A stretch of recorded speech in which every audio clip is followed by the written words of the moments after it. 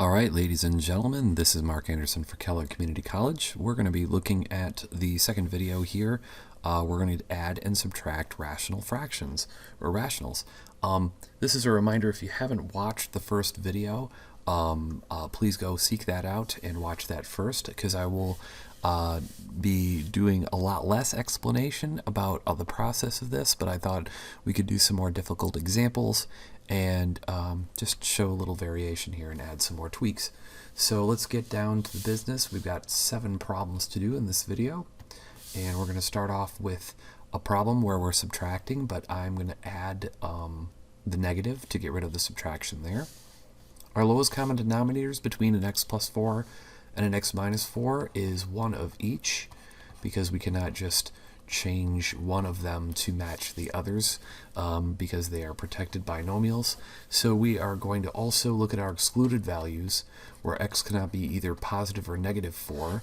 I want to kind of introduce you to this notation because it will be handy when we get to the quadratics and the quadratic formula in particular.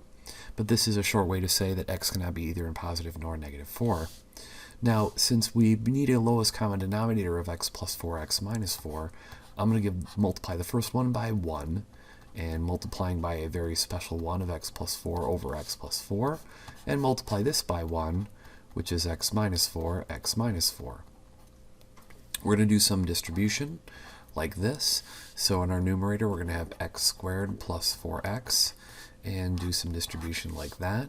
And then we have negative 4x plus 16 all over our common denominator, which is x plus 4, x minus 4. And on our numerator, we now have x squared. These two simplify to make 0, plus 16. And our denominator is going to be x plus 4, x minus 4. You can leave the answer like this, though some may say, well, isn't the denominator a difference of squares? And it is a factored form of that. And if you did, FOIL that back in together, you would get x squared minus 16. But if we have x squared plus 16 over x squared minus 16, there's still nothing to simplify. You cannot cancel the 16s, nor can you cancel the x squareds, because a binomial is protected that way. So you cannot simplify it any further. So I would accept either this or this answer on the test, but really keeping it like the first is a-okay with me.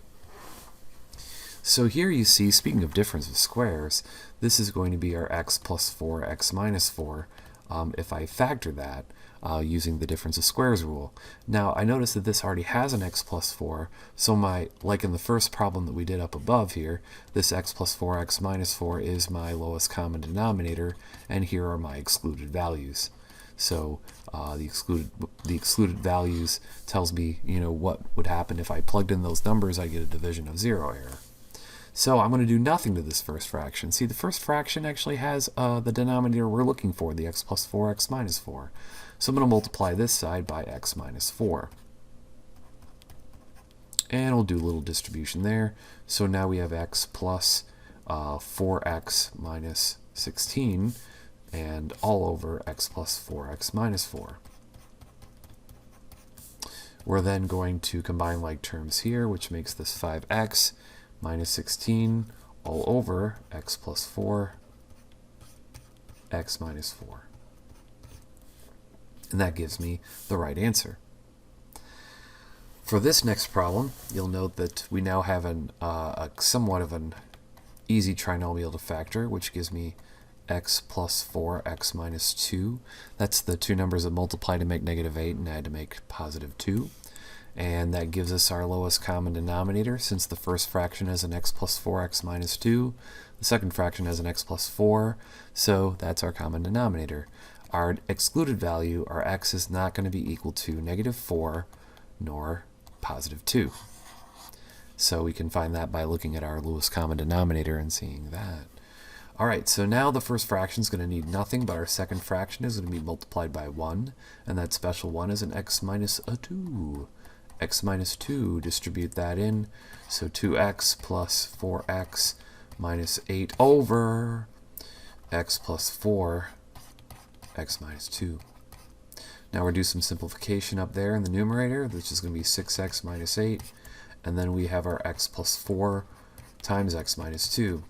Now your factoring senses might be tingling because you can remove a common term from the numerator. You can remove a 2, but that would give me 3x minus 4, which is not a perfect match for any of those down there. So despite your efforts of factoring out something in the numerator, it's really not going to make the denominator or anything else any more simple. So 3 done, 4 to go. Let's drag this down a little bit further here to problem 9 and 10, and then we'll do 11 and 12. After that, whoops, hold on, get this out of the way there. Okay, now turn my pen on. Okay, so here we have a situation where in the previous video I had talked about just making that adding a negative. But to kind of call back to a video on simplification, basically 3 videos ago in this series, we are going to use the flip step, because the x squared minus 4 is x plus 2, x minus 2. And without us creating too many denominators, this 2 minus x, I want to switch it around, but the only way to legally do that and still maintain its correct algebraic sense is if I pull out a negative 1. This was reviewed in an earlier video. By removing a negative 1 from 2 minus x, I get a negative 2 plus x, and then I can switch the order around using the commutative property, so it essentially goes to x plus negative 2 or x minus 2. So what this means is that if I pull a negative out of the denominator and put it either in the top, middle, bottom part of this fraction, I can switch that around to be x minus 2. Now the negative, the book has actually done us a favor, because by looking in the back of the book for your answers, you'll notice that the book always puts the negative in the middle. Well, heck, if I put the negative in the middle and there's already a minus here, then the 2 negatives make a positive.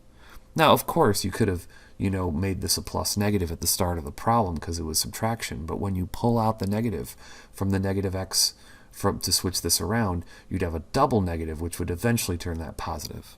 So that's the whole idea. Like, no matter how you think of it, you're going to get a positive 5 in the numerator.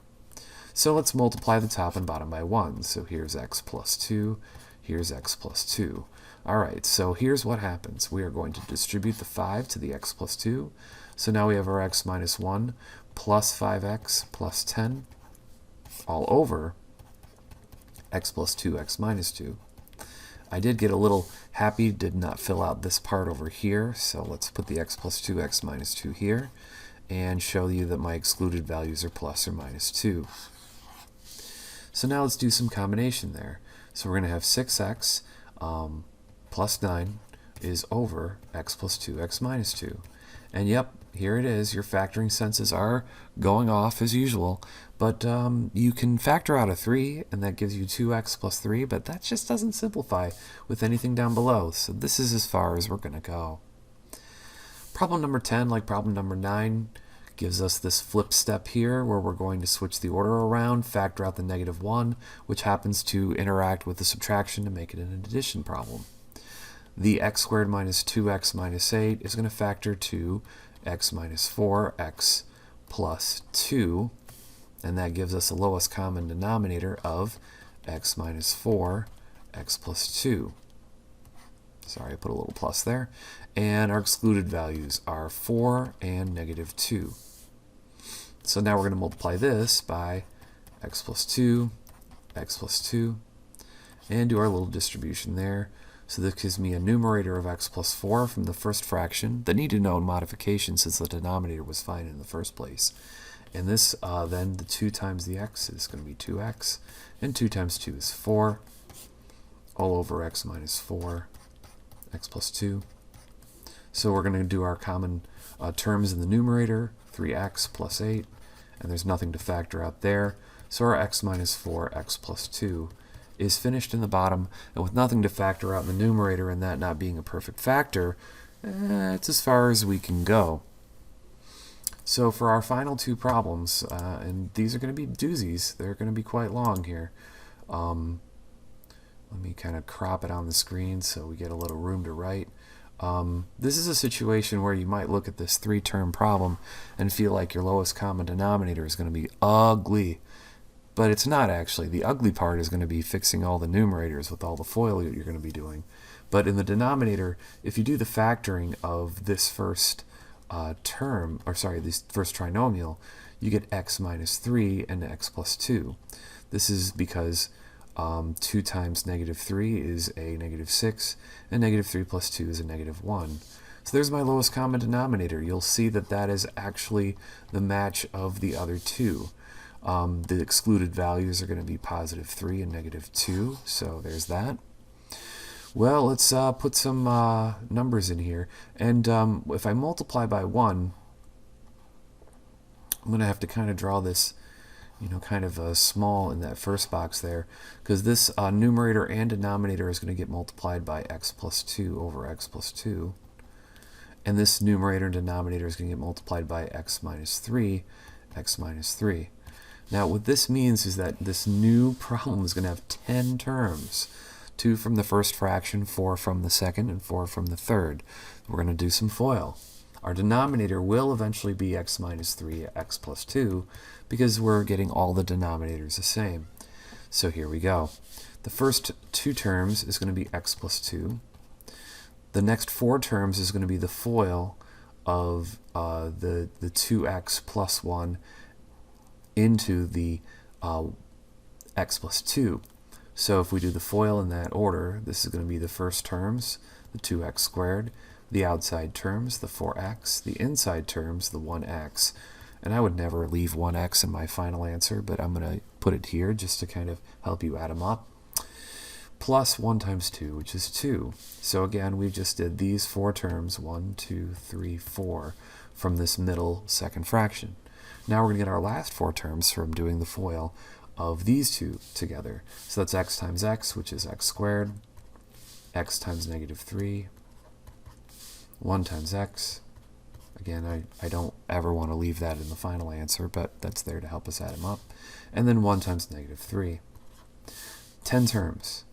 What I'm going to do is collect these terms and collect them by varying degrees to get this in standard form. So I notice I have a 2x squared and a x squared. So that's going to be 3x squared. I now note that I have lots of x's. So I have an x here to make 5, 6, minus 3 gives us down to 3x, plus 1 is 4x. And now we're going to look at the whole numbers. So 2 and this whole number 2, which makes 4, minus 3 is 1. All over x minus 3, x plus 2. Now, I doubt your spidey senses or your, sorry there, Marvel Comics. I know your factoring senses might not be tingling here, but this is a tricky trinomial. You can factor it into x plus 1 and 3x plus 1. However, that doesn't actually simplify with anything in the denominator, so you're kind of good to go here. So we'll just leave it like that. So for our final problem here, which is going to be thankfully shorter, this is going to be another trinomial, easy trinomial that factors into these 2 terms. But you'll note that we have a match here, but we don't have a match here. But we can use the flip trick that we did back in problem number 9 and problem number 10 to switch the problem around, make that a plus. So now I have my x minus 10. Here's my lowest common denominator, x plus 1, x minus 10. And we're also going to rack out our excluded values, negative 1 and positive 10. Well, it looks like our first fraction's all set. Our second fraction will be multiplied by our x minus 10 over x minus 10. So now we have a common denominator for the second fraction. Our third fraction will be multiplied by x plus 1 over x plus 1. Well, here we go. Time to distribute. So we have 2x plus 3. This second term is only going to have 2 terms. I multiply the 2 times the x minus 10, and I get 2x minus 20. I'm going to multiply the 1 by the x plus 1, and that gives me a 1x plus 1. And I would never leave the 1x in my final answer, but I'm going to help you add them up this way. So now I've got x plus 1, x minus 10. So 2x and 2x and 1x make a total of 5x. And 3 minus 20 is negative 17, plus 1 is negative 16. All over x plus 1, x minus 10. And there's nothing to simplify here. And you can see that so far we've had nothing to simplify at the end of each of these problems. But that doesn't mean that you shouldn't look for things to simplify. Every once in a while you'll get a numerator that can be simplified with the denominator because they're perfectly matching binomials. All right, well, thank you very much for watching the second part of adding and subtracting rational problems.